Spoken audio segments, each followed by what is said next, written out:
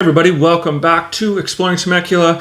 We're getting towards the end of the year, so for the new year I wanted to do a video on the top 10 neighborhoods in Temecula for anybody thinking of moving to Temecula next year. This video is going to go over 10 really nice neighborhoods that you or that I think you would enjoy.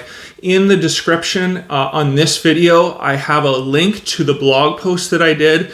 In that blog post, not only do I have the short descriptions of each one of these communities, but I also have links to every single one of the blog posts that I have written that go more in depth on these communities as well as videos. So with all of that, you should have a pretty good idea of, what community would suit you best, where they're located, what the HOA fees are, what's included in the HOA.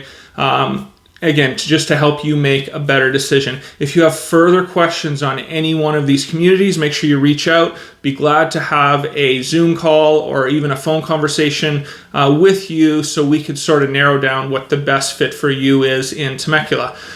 We are licensed not only as a brokerage, but as an appraisal company as well. So if you need a home value, we are here for that. Appreciate all the support this past year, and we have some exciting things coming for 2022. So yeah, make sure you subscribe and let's get into the video.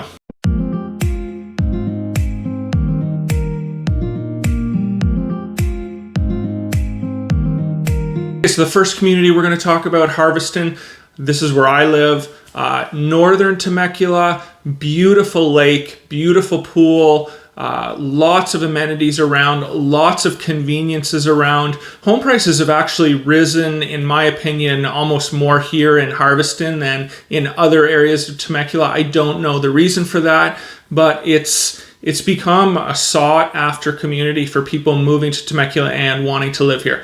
There also might be the situation that it seems like the supply in HARVESTON is very low, and it has been all year. There's not a lot available.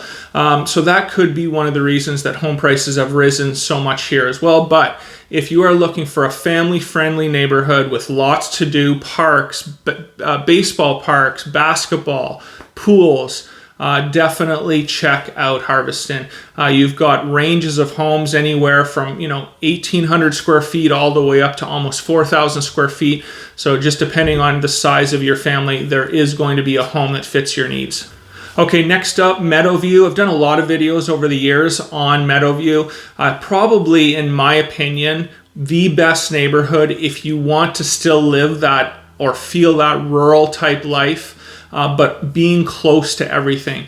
MEADOWVIEW is smack dab right in the middle of Temecula. So yes, you do have the 2-acre lots. Yes, you do have the HOA amenities. Yes, you do have the opportunity for horses or an extra unit. But within 3 minutes or 5 minutes, you're out of that community, and your schools, grocery stores, everything that you need is right there for you. Of course, they are going to be a little more expensive just overall in way of home prices. Right now, I would say, in MEADOWVIEW, you can get a nice home in between $850,000, and $1.1 million, just depending on the size, the view, and what amenities the actual home has. Okay, next up we have Red Hawk.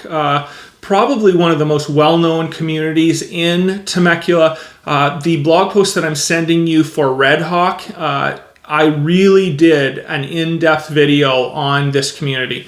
The one difference I would say within Red Hawk is you have a ton of sub-communities within the whole Red Hawk community. Some communities are gated. Some homes are going to be over $1 million. Some are going to be, you can get in at $650,000, $700,000 at this point. The one knock that I hear from people is it just doesn't have the amenities, the public pools and all the parks that many of these other communities that I'm going to talk about do have. But, what I can say about Red Hawk is it's very well kept. You've got a golf course nearby, and it is a sought after community. You get a mix of, close to the freeway, close to everything you need, but you still, you don't have that craziness within these sub-communities of Red Hawk. So again, check out the blog post on this one, especially if you're thinking of Red Hawk. I spent a lot of time on this video, and hopefully that helps you navigate, what area of Red Hawk you would like to be in. Okay, so next up, Morgan Hill, probably my favorite community in all of Temecula. The streets are beautiful. Everybody, for the most part, has pride in ownership. It's it's a beautiful community. Some of the homes have gorgeous views. The only downsides, or a couple downsides I would say to Morgan Hill, is it is farther out and the tax rate is going to be higher. But when it comes to the clubhouse, the overall feel, the landscaping, it truly is a beautiful community. And if you are willing and okay with the 2% tax rate and being 15-20 minutes from the freeway, you need to check out Morgan Hill. Okay, next up, Wolf Creek. I put this in my top 10 just one simple reason. Well, there's many reasons, but the biggest reason for me is convenience. And if you're coming from out of state, I don't want to beat a dead horse on convenience, but to enjoy Temecula or Southern California, in my opinion, you have to have things that you can get to quickly just because of traffic. And Wolf Creek is smack dab right in the center of Temecula. It's close to the freeway. It's close to Pechanga. It's close to restaurants. And it is a little bit of a newer community, so the open concept type home might be more prevalent in this area. But definitely check out Wolf Creek. It's a beautiful neighborhood, and I really think many people would enjoy it for the things that I mentioned. Okay, next up, Duluth. Last year, surprisingly, probably the number one place that I got calls for is Duluth. Tremendous upside in the fact that you can go out there's beautiful views, you can have land, you can have agriculture, estate-like homes. The downside is basically the drive into Temecula, the convenience, as I've said 100 times. So if you have kids or you're not working from home, be very careful, to live in this type of rural area. It's going to add time to your day, and, just be really tough if you're having to bring kids to school every day. But having said that, the opportunities for having an Airbnb or on your property, having a second unit, having agriculture, everything, if that is what you're into, Duluth is definitely the neighborhood that I would check out. Okay, next on our list, Paloma del Sol. Overall, I would say that it has the most for its residents. I think it has 5 pools. It has a huge open green space in the middle of Paloma del Sol with an actual frisbee golf course, walking paths. So if that type of thing is important to you, definitely check out Paloma del Sol. Another reason I like Paloma del Sol is it's still affordable for many people. You can get the home at $600,000 to $650,000, where many parts of Temecula, that's just out of reach at this point. So definitely check out Paloma del Sol. Okay, guys, next up, Chardonnay Hills. A lot of people probably gravitate to Temecula because of the wineries. One of the benefits to Chardonnay Hills is you are very close to them, which in the future is probably going to be a big benefit in way of home prices. I've said this, other times, that I think that Temecula in the future, the wine country of Temecula is going to grow just because of the sheer population of Southern California. It's a great area for weekend getaways, get some peace and quiet. So Chardonnay Hills being that close to the wineries is a plus. HOA is reasonable. You've got under $100. You got pool, walking paths, and I think they have beach volleyball and basketball. But I've noticed this year Chardonnay Hills also is one of those communities that really has gone up in value. You're probably looking at anywhere from $750, $725 to $825 for a home.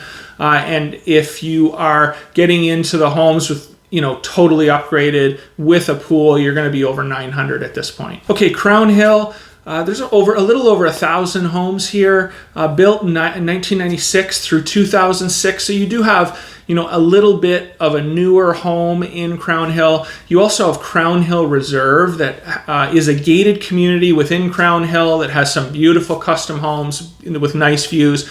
There's a couple very nice parks. The schools are nearby. Very convenient, and again, another area that home prices have really gone up over the last year in Temecula.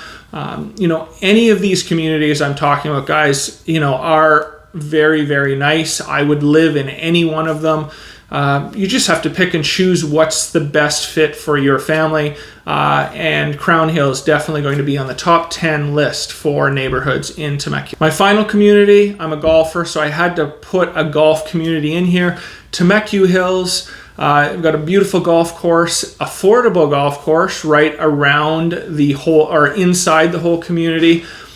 You can still get homes in TEMEKU Hills for the $550 to $625 range. So this might be an opportunity where, if you're retiring or you don't need the 3,000 square foot home, there are homes available, 1,500 square feet to 2,000 square feet that might fit your needs. And if you're a golfer, you can play golf $40 to $60 depending on the time of day and whether it's the weekend. But again, very affordable and a nice community with a lot of amenities for its residents. So there you have it, guys. Top 10 communities in Temecula. I probably left out a couple. There of course are a few others that I would add to this list. I just wanted to do a top 10 list. So there are a few others that, gated communities that I didn't mention, but definitely this is why I want to say this. Reach out and tell me your situation, and I'm going to be able to help you and point you in the direction that best suits you. So thank you, guys. Enjoy Christmas, and until next time from Exploring Temecula.